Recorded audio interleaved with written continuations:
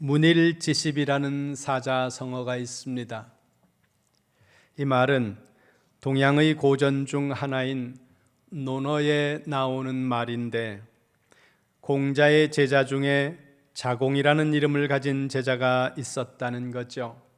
이 자공이라는 공자의 제자는 말을 잘하고 머리가 명석하고 계산이 빠르고 판단이 정확한 그런 사람으로 공자 공동체의 외교 업무와 재정적인 모든 업무를 전담했던 사람으로 알려져 있습니다. 그런데 공자의 제자 그러면 가장 먼저 거론되는 사람은 안연이라는 사람입니다. 안회라고도 불리는 사람인데, 공자보다 나이가 30살 정도 젊었지만 스승인 공자보다 먼저 세상을 떠났고, 공자라는 분이 그의 평생에 가장 아꼈던 제자가 안연이라는 제자입니다. 공자가 하루는 자공이라는 제자에게 물었다는 거죠. 자공, 자네하고 안회하고 누가 더 낫냐? 그렇게 물었더니 자공이라는 제자가 하는 말이, 제가 어떻게 회하고 비교가 되겠습니까? 나는 하나 가르쳐 주시면 2개 정도 깨닫습니다. 그러나 회는 하나를 가르쳐 주면 10개를 깨달아서 아는 사람입니다. 내하고는 비교가 안 되는 사람이지요. 겸손한 사람 아니겠습니까? 거기서 하나를 들으면 10을 안다는 문일지십이라는 사자성어가 나왔다는 겁니다. 본래의 뜻은 매우 총명하고 머리가 뛰어나다는 의미의 말입니다. 그런데 오늘 저는 이 말씀을 조금 비틀어서 하나를 가지고 10을 판단한다, 하나를 가지고 전체를 판단한다, 이런 의미로 접근하도록 하겠습니다. 일부 진보적인 신학자들이나 혹은 그 아류에 속하는 사람들 중에서는 이렇게 말하는 사람들이 있습니다. 우리나라에도 명절이 많은데 굳이 우리나라가 이스라엘의 명절을 지킬 일이 있냐? 그러면서 꼭 지켜야 된다면 우리나라 명절로 대치하는 게 좋지 않겠냐? 그래서 추수감사절을 추석으로 대체하고, 성찬식에 포도주는 외국 술이니까 막걸리로 성찬식을 하자, 이렇게 하는 교회들이 많지는 않지만 일부에 있다는 거죠. 그것은 옳지 않은 것입니다. 성경의 절기는 이스라엘의 절기가 아니라 출애굽기 12장 14절이나 레위기 23장 44절 등에서 보여주는 말씀에 근거해 본다면, 성경이 말씀하고 있는 절기는 단순히 이스라엘의 절기가 아니라 여호와의 절기라고 말씀한다는 것입니다. 그러니까 정확하게 말하면 하나님의 절기라는 것입니다. 따라서 이 절기는 다른 어떤 나라, 다른 어떤 절기로도 대치될 수 없다는 거죠. 이와 같은 여호와의 절기는 하나님과의 관계 속에서 이해를 해야 되는데, 그러면 하나님과의 관계 속에서 이해할 때 절기는 무엇일까? 절기는 언약 백성의 증거라는 사실입니다. 무슨 말인가 하면, 이스라엘과 하나님의 백성인 이스라엘은 언약적 관계에 있는 공동체였다는 겁니다. 그리고 그 언약의 목적은 출애굽기 6장 7절 등에서 말씀하고 있는 너희는 내 백성이 되고 나는 너희의 하나님이 되는 것, 이 언약에 대한 증표로서 성경은 절기를 말씀하고 있다는 것입니다. 오늘 여러분들이 주일을 지키고 있는데 이 주일을 지키는 것도 연장선상에 있다고 하는 사실을 기억하시면 됩니다. 그러면 언약 백성에 대한 증표로서 절기를 지키는데 어떻게 절기를 지켜야 할 것인가? 성경은 절기를 지키는 방법에 관해서 첫째, 하나님 앞에 나오고, 둘째, 제사를 드리고, 셋째, 예물을 드리고, 넷째, 공동체 모든 구성원들이 함께 즐거워하면서 지켜야 된다, 이렇게 말씀한다는 거죠. 그러면 이제 절기를 지킨다는 것이 왜 언약의 핵심 증거인지에 대해서 말씀을 통해서 확인해 보도록 하겠습니다. 다시 출애굽기 23장 16절 오늘 본문 말씀 보겠습니다. 출애굽기 23장 16절 말씀 같이 읽겠습니다. 시작. 맥추절을 지키라. 이는 네가 수고하여 밭에 뿌린 것의 첫 열매를 거둠이니라.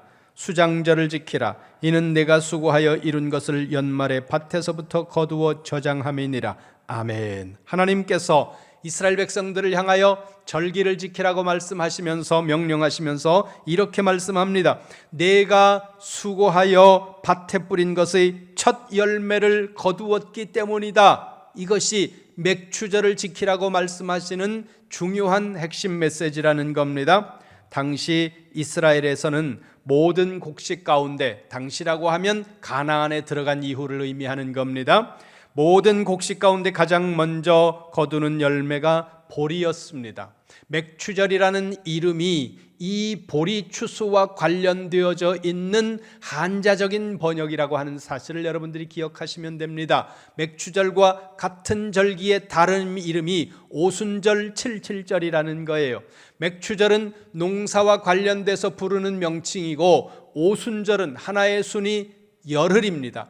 열흘이 5, 오순이라는 거죠. 그래서 50일째가 되는 날이 오순절, 맥추절의 다른 이름입니다.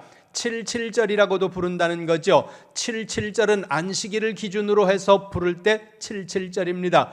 7일이 7번, 77이 49, 그 다음에 50번째 되는 날, 그래서 칠칠절이라고 말씀한다는 것입니다. 고대의 삶은 먹고 사는 문제가 매우 중요했습니다.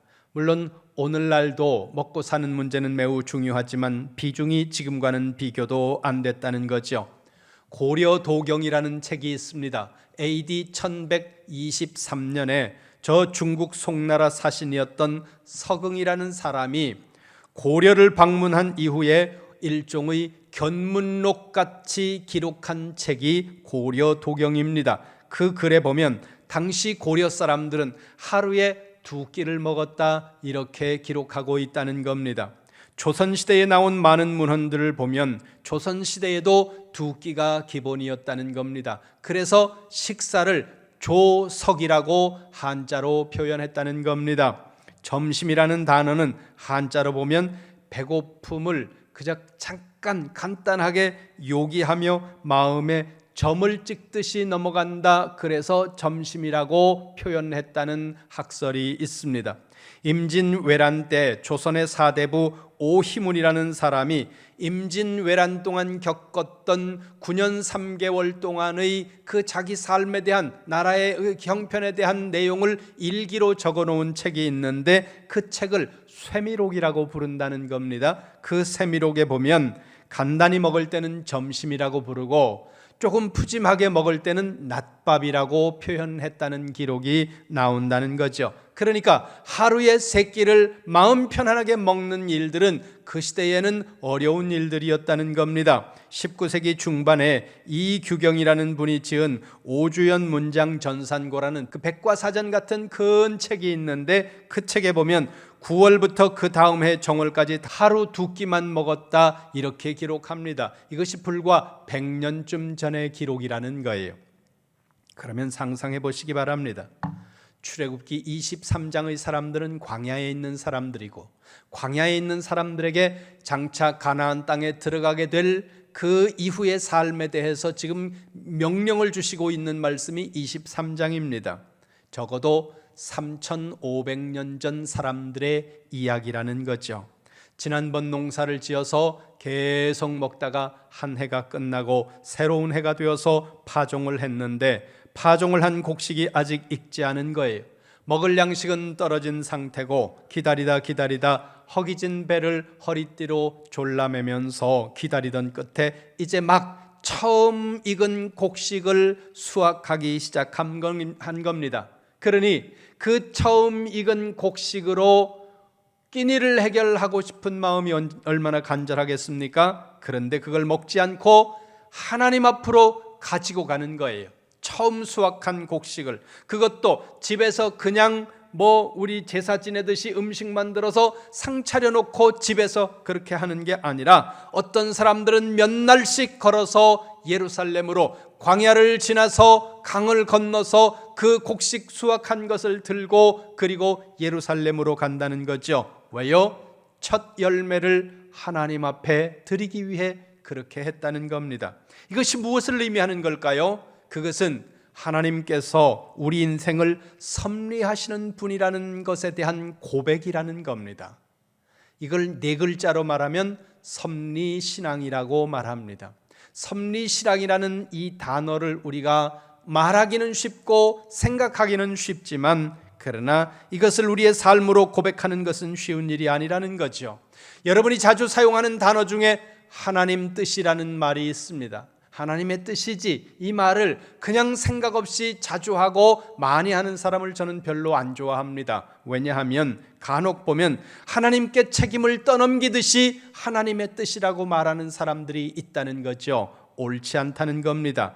이 섭리신앙에 대해서 탁월했던 사람들이 성경에 많이 기록되어 있는데 저는 개인적으로 2등이 없는 1등이 다윗이라고 봅니다. 수없이 많이 예배 시간에 본 말씀인데 또 보겠습니다. 사무엘하로 갑니다. 사무엘하 15장 12절 말씀입니다. 사무엘하 15장 12절 말씀 같이 보겠습니다. 시작. 제사 드릴 때에 압살롬이 사람을 보내 다윗의 모사길로 사람 아히도벨을 그의 성읍 길로에서 청하여 온지라. 반역하는 일이 커가매 압살롬에게로 돌아오는 백성이 많아지니라. 아멘. 다윗의 세 번째 아들 압살롬이 아버지를 향해서 반역을 일으켰습니다. 그 압살롬의 반역에 다윗의 핵심 브레인이었던 아히도벨이라고 하는, 쉽게 생각하면 제갈공명 같은 사람이에요. 그 사람마저도 압살롬의 반역에 가담해서 다윗을 향해 반역의 칼을 들었다는 거죠. 다윗은 목숨을 구하기 위해 아들의 칼을 피해 새벽에 고개도 들지 못한 채 신발도 신지 못하고 감람산 기슭으로 울면서 도망을 갑니다. 평생을 전쟁터에서 살았던 사람입니다. 어려서 골리앗을 무찌른 이후로 다윗이 전쟁에 패했다는 기록은 거의 찾아볼 수 없습니다. 그런데 자기 발밑에 있던 돌뿌리를 보지 못했던 거죠. 30절 보세요. 사무엘하 15장 30절 시작. 다윗이 감람산 길로 올라갈 때에 그의 머리를 그가 가리고 맨발로 울며 가고 그와 함께 가는 모든 백성들도 각각 자기의 머리를 가리고 울며 올라가니라. 아멘. 아버지를 죽이겠다고 달려드는 아들을 피해서 고개도 들지 못할 채 이른 새벽에 도망가면서 눈물을 흘리는 거예요. 아버지도 울고 아버지를 따라가는 아버지의 신하들도 울고 그렇게 울면서 성을 빠져나가는 거죠. 그때 다윗에게 우호적이지 않았던 다윗 이전의 왕 사울 가문에 시므이라는 자가 있었습니다. 그 사람은 다윗이 사울 가문의 왕권을 찬탈해 갔다고 생각하는 사람이었습니다. 16장 7절로 가보세요. 이 사람이 도망가는 다윗을 본 거예요. 그리고는 저주를 퍼붓는 거죠. 16장 7절 시작. 시므이가 저주하는 가운데 이와 같이 말하니라. 피를 흘린 자여 사악한 자여 가거라 가거라. 아멘. 고개도 못 들고 사람들 눈을 피해 새벽에 감람산 기슭을 맨발로 가면서 울고 있는 이 다윗을 향해 입에 담을 수 없는 저주를 퍼붓고 있는 겁니다. 그걸 바라보는 다윗의 부관들이, 다윗의 참모들이 속이 터지고 분노가 충천하는 거죠. 9절 보세요. 아비새라는 다윗의 부관이, 장수가 이렇게 말합니다. 9절 시작. 스루야의 아들 아비새가 왕께 여짜오되 이 죽은 개가 어찌 내 주 왕을 저주하리이까. 청하건대 내가 건너가서 그의 머리를 베게 하소서 하니. 아멘. 분노를 하는 거예요. 다윗을 향해 저주하고 있는 그 시므이의 저주를 부하인 장수 아비새가 보고 있을 수가 없는 거죠. 분노하면서 왕이여, 도망가는 일이 바쁘겠지만 명령만 하시면 내가 건너가서 저 죽은 개 같은 자의 머리를 가져오겠습니다. 그러자 다윗이 유명한 10절 말씀을 합니다. 10절 말씀 같이 봅니다. 시작. 왕이 이르되 스루야의 아들들아 내가 너희와 무슨 상관이 있느냐? 그가 저주하는 것은 여호와께서 그에게 다윗을 저주하라 하심이니 내가 어찌 그리하였느냐 할 자가 누구겠느냐 하고 아멘. 다윗이 말을 하는 겁니다. 욕을 먹는 건 난데 자네가 왜 흥분하냐? 하나님께서 저 사람 보고 나를 저주하라고 허용했으니까, 적어도 저자가 저렇게 하도록 하나님이 허락하고 허용했으니까 저자가 저렇게 하고 있는데 자네가 하나님이 허용하신 걸 왜 그러냐? 여러분, 누군가가 우리를 힘들게 하고 우리를 아프게 할 때, 우리에게 억울함을 가할 때 당연히 우리를 힘들게 하는 그 사람을 우리는 봅니다. 그럴 수밖에 없는 게 보통 사람이죠. 저도 그렇습니다. 지난 금요일 날 노회를 하면서 임신호회가 열려서 논쟁거리가 되는 회물을 처리하는데 너무 속이 상하고 머리도 아프고 마음속에서 분노도 올라오고 말도 안 되는 이야기들을 하고 그러면서 하루를, 원래 임신호회 하면 한 30-40분 만에 그냥 끝내고 점심 먹고 이렇게 마무리를 하는데 점심도 못 먹은 채 2시, 3시가 되도록 논쟁을 하는 그런 모습을 보면서 제 안에서 막 분노가 올라오는 거예요. 회의를 뒤집어 엎을까 뭐 별 생각이 막 다 나는 거예요. 그리고 저녁 때 왔는데 녹초가 되는 거예요. 저녁 때 집에 왔는데 속의 마음이 불편한 거예요. 거기서 차마 노회장으로서 큰 소리를 낼 수 없어서 참았지만 집에 와서 우리 아내 앞에서 내가 속색인 사람들 이름을 불러가면서 이 시베리아 벌판의 개나리 같은 자식들이 이러면서 집사람 앞에 그랬더니 우리 집사람이 그래도 내 편을 들어주는 거예요. 그 사람이 왜 그랬대? 그 못된 사람. 그러니까 내가 조금 풀리는 거예요. 그리고는 피곤해 지쳐서 잠깐 소파에 앉았는데 그냥 잠에 푹 빠졌다가 잠깐 깨어서 기도회에 왔는데, 기도회 하는데 그날따라 기도회를 인도하는 부목사님이 평소에는 안 그랬는데 담임 목사님을 위해서 기도를 엄청 또 세게 하는 거예요. 그래서 저녁에 가면서 하나님이 아시는 거다. 하나님이 아시는 거다. 저놈이 저렇게 분노해하고 저렇게 속상해하고 저렇게 힘들어하는 거 하나님이 아시는구나, 그런 생각을 했습니다. 자주 사람을 봅니다.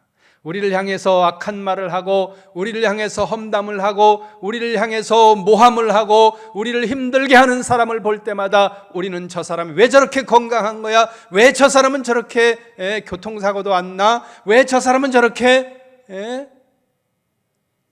왜 그런 거야? 이런 생각들이 우리 안에서 올라온다는 거예요. 저도 그래요. 그런데 지금 다윗은 누굴 보는 겁니까? 자신을 저주하는 시므이를 보는 것이 아니라 그 사람이 그렇게 허락할 수 있도록 적어도 허용하고 있는, 그냥 놔두시는 하나님을 보고 있다는 거예요. 그게 섭리의 신앙입니다. 눈에 보이는 현상이 아니라, 눈에 보이는 내가 힘든 그 현실이 아니라 그 뒤에서 역사와 우리의 인생을 이끌어가고 계시는, 섭리하고 그리고 관여하고 계시는 하나님의 손길을 보는 거, 그게 섭리의 신앙이라는 겁니다. 다시 출애굽기 23장 16절 보세요. 맥추절을 지키라. 이는 내가 수고하여 밭에 뿌린 것의 첫 열매를 거둠이니라. 보세요, 하나님께서 말씀합니다. 내가 수고하여 밭에 씨를 뿌렸다. 누가 씨를 뿌렸다고요? 네가 뿌렸다는 거예요. 누가 수고했다고요? 네가 수고했다는 거예요. 누가 거두었습니까? 네가 거뒀다는 거예요. 그런데 이 사람들이 추수한 곡식단을 가지고 예루살렘으로 가는 거예요. 왜요? 하나님께서 하셨다고 믿기 때문이라는 겁니다. 이게 맥추절의 신앙입니다. 욥기 1장 21절에서 욥은 고백합니다. 주신 이도 하나님이시요 취하신 이도 하나님이시니 하나님이 영광을 받으실 겁니다. 욥이 이 고백을 언제 하는 겁니까? 자신의 모든 재산을 다 잃어버리고 무너지는 집더미에 깔려서 자녀들이 한날 한시에 모두 다 목숨을 잃어버린 그 재난의 현장에서 욥이 고백하는 거예요. 주신 이도, 재산을 주신 이도, 자녀를 주신 이도 모두 다 주신 이가 하나님이시고 가져가시는 분도 하나님이신데 누가 하나님 앞에 불평할 수 있겠냐? 맥추절을 지키는 신앙은 바로 우리의 삶을 섭리하는 분이 하나님이라는 사실을 고백하는 신앙이라는 겁니다. 오늘 맥주절을 지키는 여러분, 이 자리에 계신 여러분 모두도 여러분의 인생을 섭리하시는 분이 하나님이시라는 사실을 믿음으로 고백하시기를 주님의 이름으로 축원합니다. 두 번째는 맥주절을 지키는 것은 하나님께서 내 인생의 최우선이라는 사실을 고백하는 신앙이라는 거예요. 맥주절에는 가장 처음 수확한 보리를 하나님께 드리는 절기인데, 말씀드린 대로 이 시기는 정말 배고픈 시기라는 겁니다. 그런데 그 배고픔을 먼저 채우는 것이 아니라 배고픔을 참고 수확한 보리를 가지고 예루살렘으로 가는 거예요. 하나님 앞으로 가는 거예요. 물론 23장의 말씀을 하고 있는 시점은 이들이 아직 가나안에 들어가기 전이에요. 이 말씀을 이들이 어디에서부터 지키느냐? 요단강을 건너간 다음부터 지킨다는 거예요. 그러니까 출애굽기 23장의 시점으로부터는 40년쯤 후에 이들이 지키는 거죠. 그러나 우리가 일반적으로 보자는 거예요. 이스라엘의 관점으로 배고픔이 우선이 아니라 하나님을 우선으로 고백하는 신앙이 바로 이 신앙이었다는 거죠. 우리의 말에 바늘 허리에 실매서 쓰랴, 그런 옛날 말이 있습니다. 아무리 급해도 순서가 지켜져야 된다는 말씀을 그렇게 표현하고 있다는 거죠. 우리가 인생을 살면서 하는 일들 중에 순서가 별로 필요 없는 일들도 대단히 많습니다. 그리고 순서가 뒤바뀌어도 그렇게 중요하지 않은 그런 일들은 많습니다. 라면을 끓일 때 물이 끓으면 라면을 먼저 넣을지 수프를 먼저 넣을지 이건 개인의 취향이고, 물론 거기는 수프를 먼저 넣으라고 설명서에 써 있습니다만 라면을 먼저 넣었다고 지구가 개벽하는 것도 아니고 집안이 폭발하는 것도 아니에요. 그런 건 그렇게 문제가 되지 않습니다. 그러니까 순서가 조금 뒤바뀌어도 괜찮지요. 그러나 겉옷을 나중에 입고 속옷을 먼저 입어야 됩니다. 겉옷을 입고 팬티를 위에다 입는 건 슈퍼맨 외에는 잘 없다는 거예요. 그러니까 순서가 지켜져야 되는 일들은 순서가 지켜져야 된다는 거죠. 그런데 우리가 인생을 살다 보면 그 순서가 어떤 게 먼저인지 어떤 게 나중인지 이게 분간이 잘 안 될 때가 많다는 거예요. 많은 일들이. 그럼에도 불구하고 중요한 순서가 지켜져야 하는 일들이 우리 인생에는 많다는 거죠. 그런데 그걸 잘못 정했을 때 우리의 인생이 낭패를 당한다는 겁니다. 인생을 성공하고 크게 유명해진 사람들, 수많은 어떤 리더 위치에 서서 인생을 멋있게 성공하면서 살아가는 사람들 보니까 이 인생의 순서를 잘 정하더라는 거예요. 인생의 순서는 대체적으로 네 가지입니다. 들어보세요. 중요하지도 않고 급하지도 않은 일, 중요하지 않지만 급한 일, 중요한데 급하지 않은 일, 중요하고 급한 일. 여러분은 무슨 일을 먼저 해야 되겠습니까? 중요하고 급한 일이에요. 그런데 이게 우리의 현실 속에서 그렇게 딱 마주했을 때 그렇게 명확하게 드러나지 않는다는 거예요. 그래서 우리 젊은 학생들이 중요하지도 않고 급하지도 않고 어떨 때는 전혀 쓸데없는 게임에 그렇게 빠지는 거거든요. 어떤 아이들을 보면 게임에 엄청 많이 빠진다는 거예요. 엄마들이 아주 게임 때문에 미치려고 그러는 거죠. 누가 이 게임을 만든 건 애들이 아니고 어른들이에요. 그리고 또 게임을 대충 만들지도 않고 엄청 재미나게 만들었어요. 어른들이 엄청 재미있게 만들어 놓고 애들 보고 하지 말라 그러니까 애들이 안 해요? 하죠. 게임을 재미없게 만들었어야 되는데 재미있게 만들었다는 거죠. 그러니까 아이들이 이걸 순서를 정하는 게 어려운 거예요. 말은 쉽습니다. 중요하고 급한 일부터 먼저 해야 된다.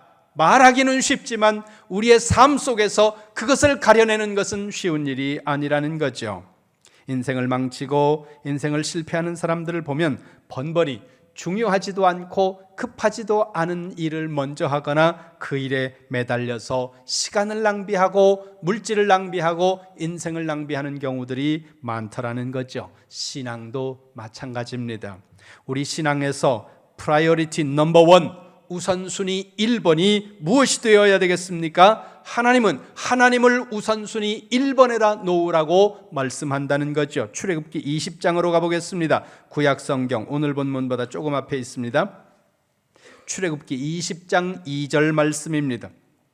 같이 봅니다. 시작.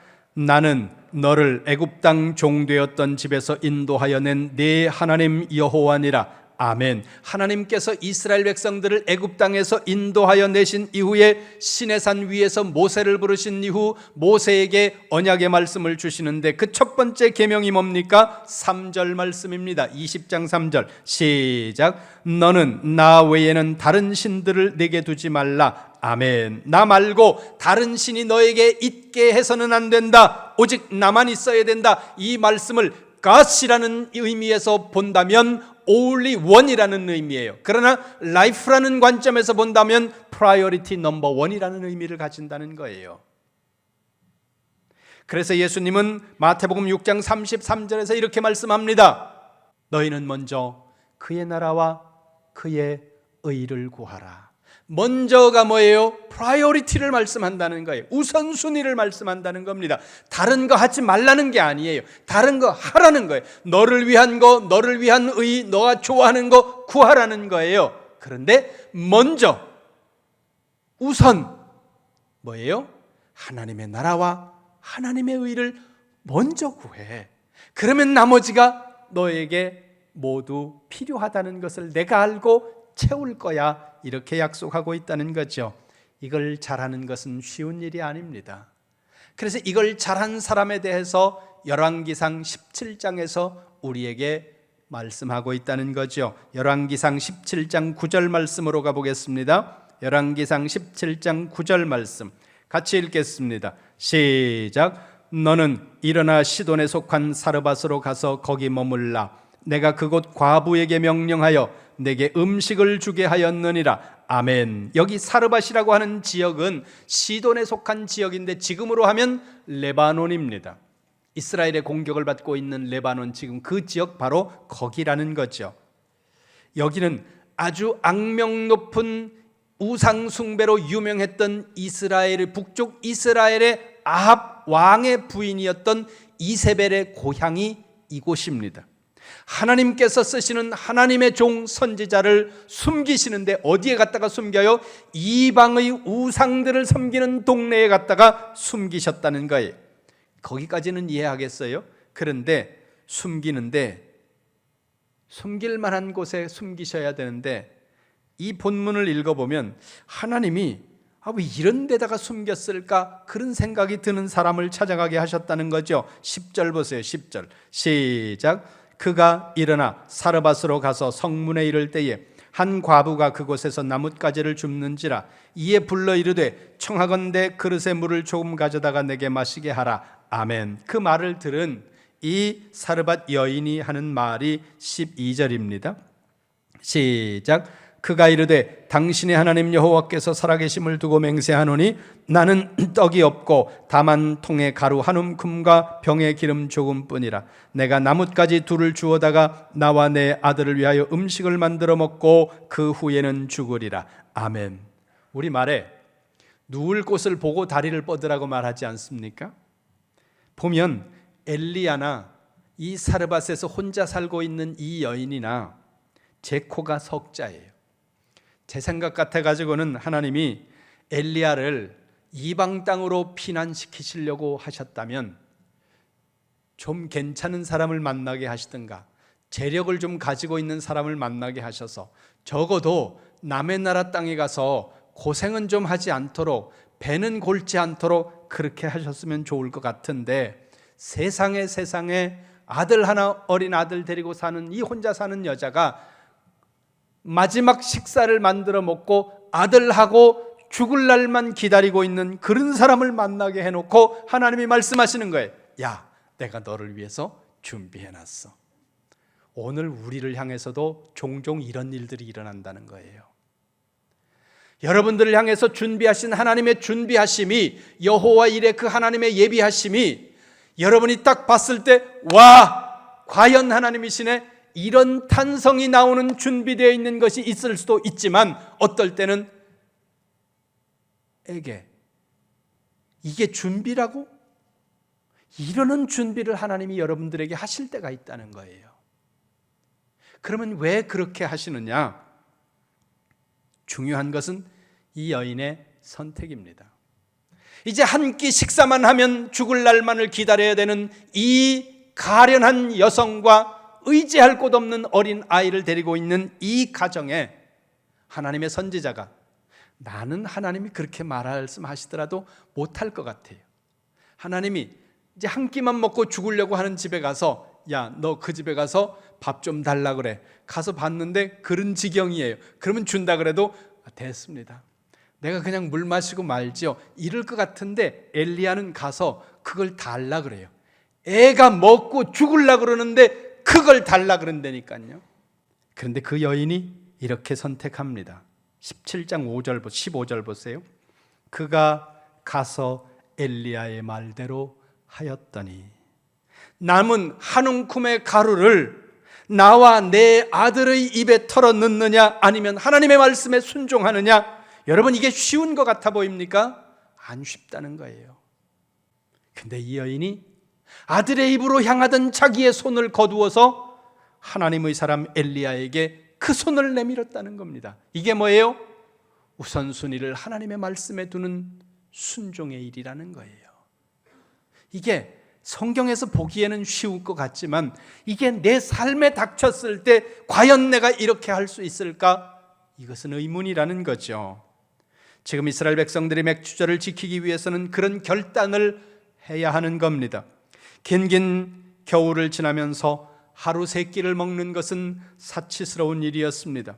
자신이야 그렇다 하더라도 어린 자녀들이 배를 골아가면서 배고픔을 안고 잠든 모습을 본 그 부모들의 마음이 어떠했겠습니까? 세상에서 가장 행복한 게 자식 입에 밥 들어가는 거 보는 거라는 옛말이 있지 않습니까? 나는 굶어도 자식들이 굶지 않도록 만들어주고 싶은 것이 부모들일진데 그걸 뒤로 하고 보리를 수확한 이 수확을 가지고 어떤 사람들은 물로 배를 채우면서 바람 부는 유대 광야를 지나서 아들의 손을 잡고 아버지가 예루살렘으로 가는 거예요. 왜요? 하나님이 우선이라는 믿음 때문에 그렇다는 겁니다. 여러분의 자녀를 우선순위 1번에 두지 마시기 바랍니다. 자녀가 불행해집니다. 물질을, 여러분의 소유를 우선순위 1번에 두지 마시기 바랍니다. 어느 날 그 소유가, 여러분의 물질이 새처럼 날아가는 날이 올 겁니다. 역사를 보세요. 태초일에 지금까지 항상 부자였던 사람이 단 한 명이라도 있느냐 그 말이에요. 없다는 거예요. 지금 여러분들에게 많은 것이 주어졌다면 정말 감사하면서 기도하면서 잘 그 물질을 사용하시기 바랍니다. 그러나 언젠가 이 물질이 내가 아니라도, 내 아들이 아니더라도, 그 아들이 아니더라도 언젠가 사라질 수 있다는 것을 생각하셔야 된다는 거예요. 세상에 그 어떤 것도 우리 인생의 프라이어리티 넘버 원이 되면 안 된다는 사실을 기억하면서 오직 하나님을 여러분의 우선순위 1번에 두시는 성도가 되시기를 주님의 이름으로 축원합니다. 하나를 보면 열을 알고 하나를 가지고 전체를 판단하는 것은 때로 모순일 수 있고 편견일 수 있고 오류에 빠질 수도 있습니다. 그러나 하나를 통해 열을 알 수도 있고 하나를 가지고 전체를 알 수도 있다는 겁니다. 그것이 하나님은 절기라고 말씀합니다. 맥추절을 지키는 신앙은 하나님께서 내 인생을 섭리하신다는 섭리신앙에 대한 고백이고 하나님이 내 인생의 우선순위 1번이라는 고백이라는 말씀입니다. 말이 아니라 절기를 지키는 행동으로 이스라엘 백성들은 그들의 신앙을 증명했습니다. 2026년도 맥추절 예배를 드리고 있는 이 자리에 있는 우리 사랑하는 이룸교회 모든 성도 여러분 모두 맥추절을 진심으로 지키고 맥추절을 지키는 신앙을 통해서 여러분의 믿음이 하나님 앞에서, 여러분의 인생이 하나님 앞에서 인정받는 성도가 되시기를 주님의 이름으로 축원합니다.